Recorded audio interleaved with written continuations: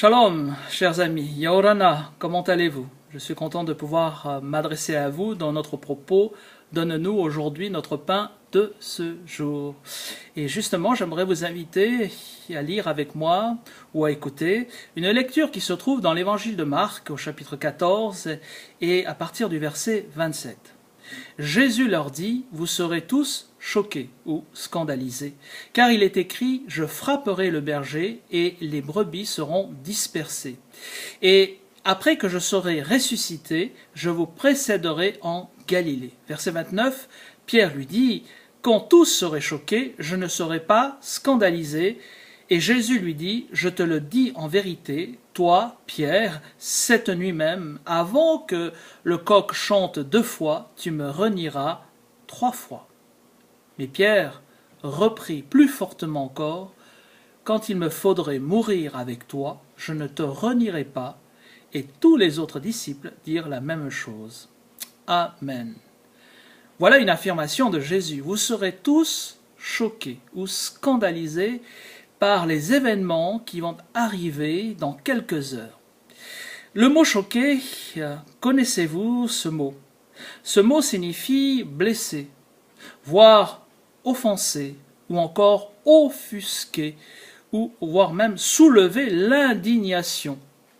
Qu'est-ce qui pourrait soulever l'indignation des disciples? Jésus, en leur parlant ainsi, venait d'anticiper quelques heures avant ce qui allait arriver. Nous le savons maintenant, puisque nous savons que Judas va arriver avec une cohorte de soldats armés jusqu'aux dents pour arrêter Jésus à Gethsémane. Et à ce moment-là, nous savons que tous les disciples vont se disperser pour ne pas se laisser arrêter en laissant Jésus seul.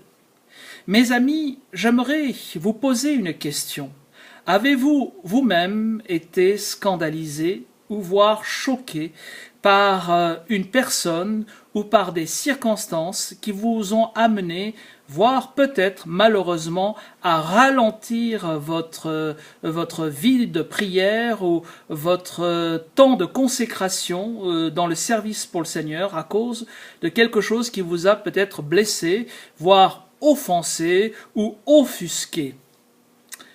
Normalement, ça ne devrait jamais être comme cela. Mais l'expérience m'a été donnée au cours de ces 30 dernières années de remarquer, et moi-même personnellement, j'ai vécu ce moment où, voire j'ai été choqué, scandalisé par un événement, une circonstance qui m'ont stoppé pendant quelque temps dans ma vie de prière ou dans mon engagement pour le service de Dieu. C'est terrible cela, mais c'est la nature humaine. Et Jésus, lui, va anticiper, et quelque part, il va les prévenir. Il va leur faire comprendre que ce qui va leur arriver, ils devront passer par là. Mais Jésus leur dit, mais quand je serai ressuscité, je vous précéderai en Galilée. Ça veut dire, vous allez passer par un moment particulièrement difficile, mais ne vous inquiétez pas, parce qu'il y a quand même une espérance dans la résurrection, et je vous reverrai. Il y a parfois des temps difficiles, des moments où nous pouvons nous-mêmes nous laisser aller. Pourquoi? Parce que voilà, parfois il y a les paroles des hommes ou les paroles qui sont prononcées à notre encontre et qui peuvent nous blesser et nous arrêter. Quand on considère notre ami Pierre, il y a parfois des personnes qui sont tout à fait exceptionnelles, car nous connaissons Pierre d'après les Saintes Écritures, c'est celui qui était le plus engagé, le plus brutal dans sa manière d'agir ou de parler, et il va reprendre de Jésus de voler comme cela en lui disant, mais tu sais Seigneur, si tous t'abandonnent, si tous sont choqués, moi-même, ne t'inquiète pas, je ne serai pas scandalisé. Parfois, nous mettons en avant et nous croyons que nous pouvons être toujours plus forts que les autres. Humainement, on se croirait toujours plus fort que les autres, mais spirituellement, on s'aperçoit qu'on est comme les autres, on est de la même nature, et même si nous partons parfois par de bons sentiments, Combien de fois avons-nous entendu ces propos dans les eaux du baptême lorsque le pasteur, avant de plonger le candidat dans l'eau du baptistère, va lui prononcer quelques phrases d'engagement. Crois-tu que Jésus-Christ est le Fils de Dieu? Oui. Veux-tu lui promettre fidélité jusqu'à ta mort? Oui. Crois-tu que Jésus va revenir bientôt sur les nuées du ciel? Oui. Et bien sûr, ta confession de foi, je te baptise au nom du Père, du Fils et du Saint-Esprit. Et ces moments étaient tellement glorieux, tellement puissants, et on ressentait vraiment la gloire de Dieu. Et puis voilà que quelque temps après, on traverse une situation où nous avons entendu une parole qui nous a blessés et qui nous a arrêtés là sur le bord du chemin, comme l'a été Bartimée, du moins par sa cécité physique. Mais parfois, nous pouvons aussi être frappés de cécité spirituelle et ne pas comprendre que parfois, il nous faut passer par ces moments parce que le Seigneur est en train peut-être de nous tester. Quand tous seraient choqués, moi je ne serais pas scandalisé. Jésus va lui dire, Pierre, avant que le coq ne chante que 2 fois, tu m'auras renié 3 fois.